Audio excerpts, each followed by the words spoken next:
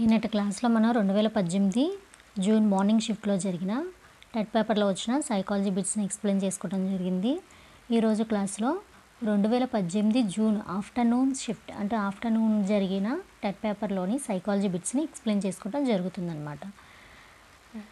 First one, పరిపక్వత అంటే జన్యు సంభావ్యతతో జీవి ఆవిర్భావాన్ని తెలుపుతుంది. ఇది ముందుగా నిర్ణయించిన ప్రణాళిక మార్పులతో కూడుకున్నది అన్నవారు. పరిపక్వత అంటే జన్యు సంభావ్యలతో జీవి ఆవిర్భావాన్ని తెలుపుతుంది. ఇది ముందుగా నిర్ణయించిన ప్రణాళిక మార్పులతో కూడుకున్నది అన్నవారు. Anderson, Erikson, Gesell, Craig. Anderson, Erikson, Gesell, Craig. So correct answer వచ్చేసి క్రైగ్. ఇక్కడ ఏంటంటే పరిపక్వత అనేది ఏంటంటే జన్యు సంభావ్యతతో అంటే జన్యువులు జీన్స్ ఏవైతే ఉన్నాయో వాటి సంభావ్యతతో మాత్రమే పరిపక్వత అనేది ఆవిర్భావానికి దారితీస్తుంది. అంటే పరిపక్వత అవ్వటానికి జన్యువుల యొక్క హెల్ప్ అనేది ఉంటుంది. అంటే వాటి సంభావ్యత మాత్రమే పరిపక్వత వస్తుంది అనేది ఇదంటే ఏంటంటే పరిపక్వత అనేది జన్యుపరంగా ముందే నిర్ణయించింది అనమాట. అంటే ఏ సమయంలో ఒక మనిషి అనేవాడు పరిపక్వం చెందుతాడు, అది శారీరకంగా కానీ మానసికంగా కానీ అవన్నీ ఎలా ఉంటాయి, ముందే జన్యు సంభావ్యతతోనే సాధ్యమవుతుంది ఆవిర్భావానికి అనేది తెలిపిన శాస్త్రవేత్త ఎవరైనా ఉంటాయంటే క్రైగ్. సో కరెక్ట్ ఆన్సర్ వచ్చేసి క్రైగ్. నెక్స్ట్ బిట్, శిరస్పాదాభిముఖ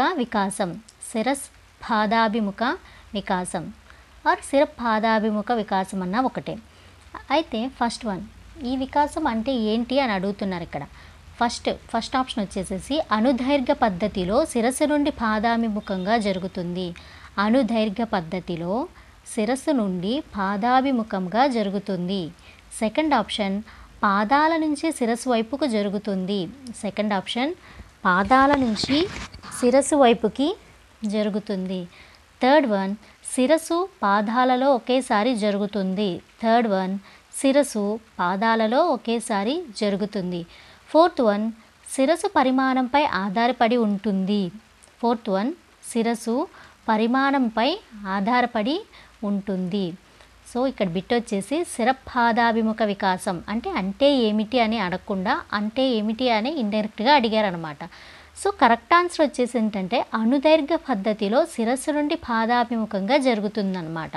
అంటే శిరపాదాభిముఖం అంటే ఒక శిశువు పుట్టిన తర్వాత తనలో వికాసం అనేది ఫస్ట్ శిరస్సులో జరుగుతుంది, తర్వాత పాదాభిముఖంగా జరుగుతుంది. శిరస్సు నుండి పాదాల వైపుకు వెళుతుంది అని అనమాట.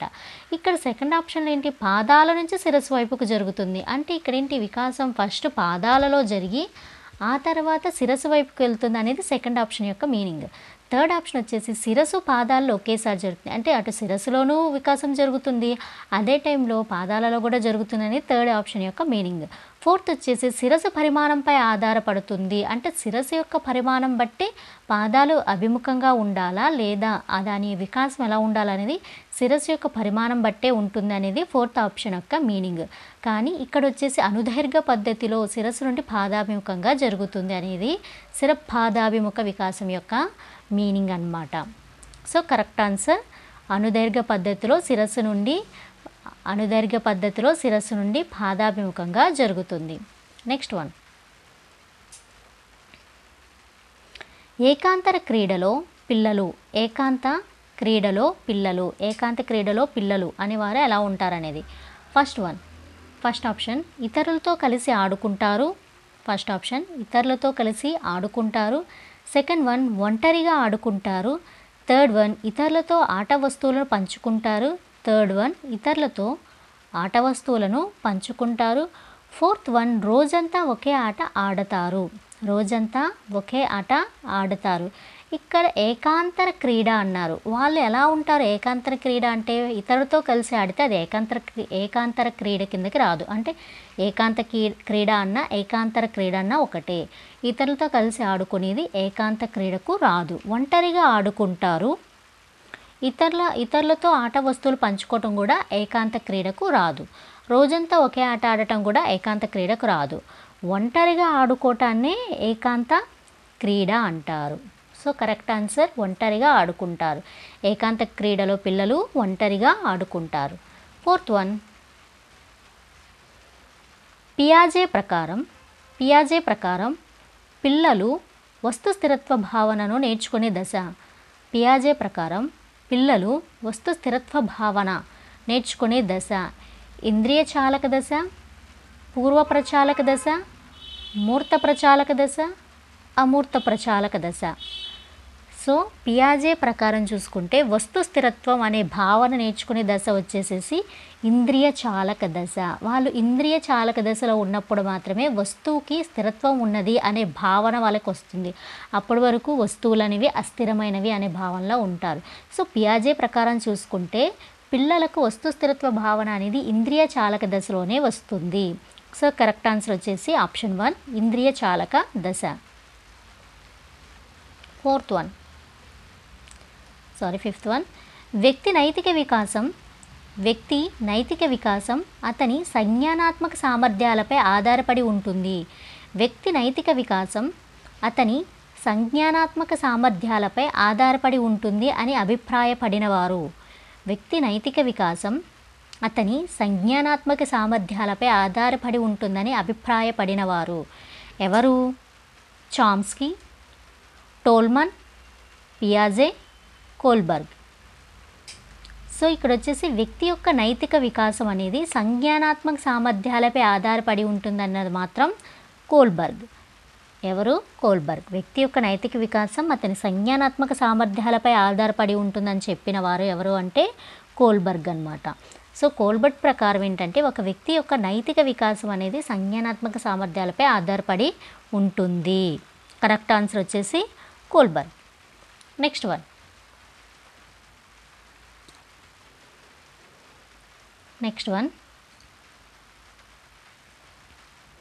ఎరిక్సన్ ప్రకారం కౌమారంలో పిల్లలు ఎదుర్కొనే మనోసాంఘిక క్లిష్ట పరిస్థితి. ఎరిక్సన్ ప్రకారం కౌమారంలో పిల్లలు ఎదుర్కొనే మనోసాంఘిక క్లిష్ట పరిస్థితి ఏంటిది అంటే కౌమార దశలో పిల్లలు ఎటువంటి మనోసాంఘిక అంటే సాంఘిక పరంగా మానసికంగా అని కూడా వస్తుందన్నమాట. క్లిష్ట పరిస్థితులు ఎలాంటి ఎదుర్కొంటారు ఎరిక్సన్ ప్రకారం అంటే ఫస్ట్ వన్ నమ్మకం అపనమ్మకం. ఫస్ట్ ఆప్షన్ నమ్మకం అపనమ్మకం. సెకండ్ వన్ స్వయం ప్రతిపత్తి సందేహం. థర్డ్ వన్ పాత్ర గుర్తింపు పాత్ర సందిగ్ధం. ఫోర్త్ వన్ సమగ్రత నిరాశ. సో ఇక్కడ వచ్చేసి అంటే పిల్లలు అనేవాళ్ళు ఎప్పుడైతే కౌమార దశకి చేరుతారో అప్పుడు వాళ్ళు కొన్ని మనోసాంఘిక క్లిష్ట పరిస్థితులు అనేవి ఎదుర్కొంటారు. ఆ టైంలో వాళ్ళకి ఎదురయ్యే ఎక్కువ మనోసాంఘిక క్లిష్ట పరిస్థితి ఏంటంటే పాత్ర గుర్తింపు పాత్ర సందిగ్ధత. అంటే వాళ్ళ పాత్రని వాళ్ళని అందరూ గుర్తించాలనే భావనతో ఉంటారు. అలాగే వాళ్ళు ఎక్కువగా నాయికారాధన అనేది కూడా ఈ కౌమార దశలో జరుగుతుందన్నమాట. పాత్రను గుర్తించాలంటే వాళ్ళని అందరూ గుర్తించాలని ఈ కౌమార దశలో పిల్లలు ఆశిస్తారు. అలాగే వాళ్ళ పాత్ర ఏంటి అనేది కూడా సందిగ్ధంలో ఉంటారు. సో ఎరిక్సన్ ప్రకారం ఏంటంటే కౌమారంలో పిల్లలు ఎదుర్కొనే మనోసాంఘిక క్లిష్ట పరిస్థితి పాత్ర గుర్తింపు పాత్ర సందిగ్ధత. కరెక్ట్ ఆన్సర్ వచ్చేసి పాత్ర గుర్తింపు పాత్ర సందిగ్ధత. నెక్స్ట్ వన్ మంద ఆర్ నిదాన అభ్యాసకుల ప్రజ్ఞాలబ్ధి సుమారు. మంద ఆర్ నిదాన అభ్యాసకుల ప్రజ్ఞాలబ్ధి సుమారు అంటే మందబుద్ధి గలవారు కానీ లేదా నిదాన అభ్యాసకులు కానీ. మంద అభ్యాసకులు ఆర్ మందబుద్ధి గలవారు, నిదాన అభ్యాసకులు ఆరు నిదానంగా అంటే స్లో లెర్నర్స్ అనమాట. వీళ్ళ యొక్క ప్రజ్ఞాలబ్ధి ఎంత ఉంటుంది అంటున్నారు.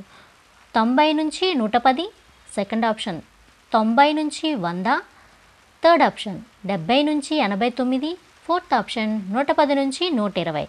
వీళ్ళ యొక్క ప్రజ్ఞాలబ్ధి ఎలా ఉంటుంది అంటే 70 నుంచి 89 ఉంటుంది. నిదాన అభ్యాసకులు ఆర్ మందబుద్ధి మందబుద్ధి అభ్యాసకులు కానీ స్లో లెర్నర్స్ అనమాట. వాళ్ళ యొక్క ప్రజ్ఞాలబ్ధి ఎంత ఉంటుంది అంటే 70 నుంచి 89 ఉంటుంది. 70 నుంచి 89 ఉన్న వారిని మందబుద్ధులు అంటారు, లేదా నిదాన అభ్యాసకులు స్లో లెర్నర్స్ అంటారనమాట. వాళ్ళ ప్రజ్ఞాలబ్ధి 70 నుంచి 89 వరకు మాత్రమే ఉంటుంది. అందుచేత వాళ్ళని మందబుద్ధి గలవారు లేదా నిదాన అభ్యాసకులు అంటారు. మందబుద్ధి గలవారు లేదా నిదాన అభ్యాసకులు అంటారు. వారి ప్రజ్ఞాలబ్ధి 70 నుంచి 89 వరకు మాత్రమే ఉంటుంది. సో కరెక్ట్ ఆన్సర్ 70 నుంచి 89. Next one.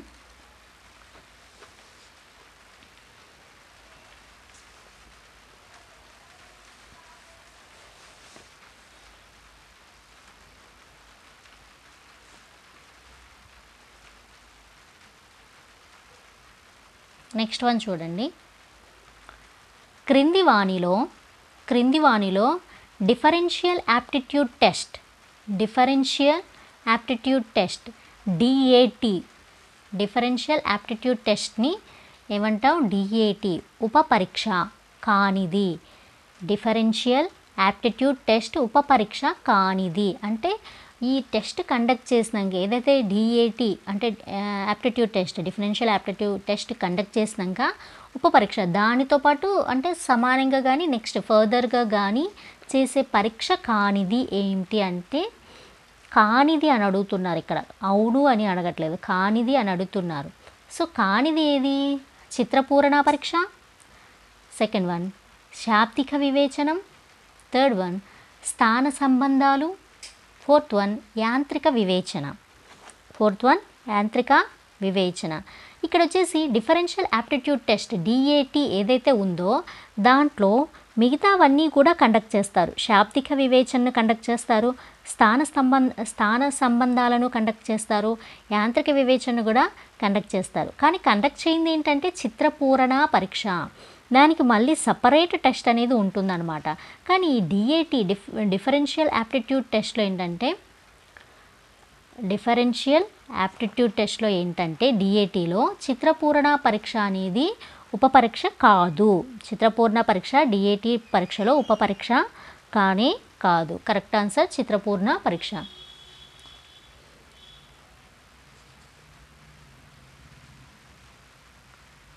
Next one. ఈ గ్రంథి యొక్క స్రావకం రక్తంలోని కాల్షియం స్థాయిని నియంత్రిస్తుంది. ఈ గ్రంథి యొక్క స్రావకం రక్తంలోని కాల్షియం స్థాయిని నియంత్రిస్తుంది. ఆప్షన్ 1 అధివృక్క గ్రంథి. ఆప్షన్ 2 అవటు గ్రంథి. ఆప్షన్ 3 పార్శ్వ అవటు గ్రంథి. ఆప్షన్ 4 క్లోమ గ్రంథి. సో ఈ గ్రంథి యొక్క స్రావకం రక్తంలోని కాల్షియం స్థాయిని నియంత్రిస్తుంది.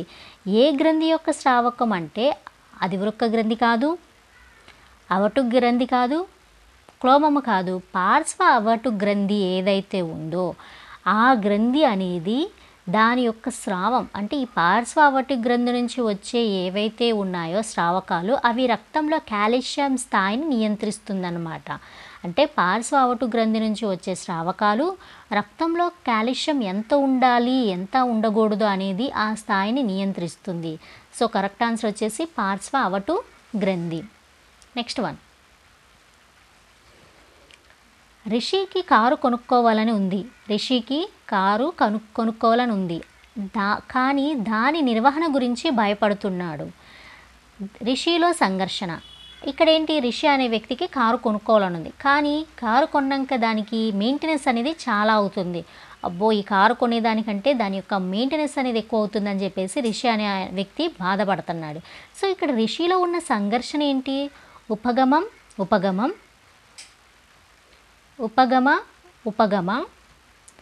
పరిహార ఉపగమ పరిహార ద్విఉపగమ పరిహార ఉపగమ పరిహార ఉపగమ పరిహార ద్విఉపగమ పరిహార. ఇక్కడ ఏంటంటే ఉపగమ అంటే రెండు ఇష్టాలు ఉన్నప్పుడు మాత్రమే ఉపగమ వస్తుంది. అంటే ఇప్పుడు కారు కొనుక్కోవాలని ఉంది, నిర్వహణకు కూడా ఓకే అనుకుంటే అది ఉపగమ అవుతుంది అనమాట. కా అదే రెండూ ఇష్టం లేకపోతే రెండూ అయిష్టాలైతే అటు కారు కొనుక్కోవాలని లేదు, అలాగే ఆ నిర్వహణకు కూడా భయపడుతున్నాడు. అలా వస్తే కనుక అది పరిహార అవుతుంది.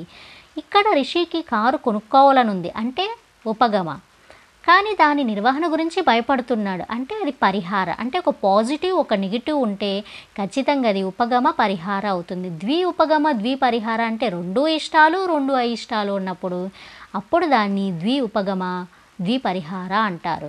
సో ఇక్కడ వచ్చేసి ఉపగమ పరిహార. ఎందుకని ఒకటి ఇష్టం, రెండోది అయిష్టం. అంటే కారు కొనుక్కోవాలని ఉండటం అనేది ఉపగమ, ఏదైతే దాని నిర్వహణకు భయపడుతున్నాడో అది పరిహార. సో ఇక్కడ కరెక్ట్ ఆన్సర్ వచ్చేసి ఉపగమ పరిహార. Next one,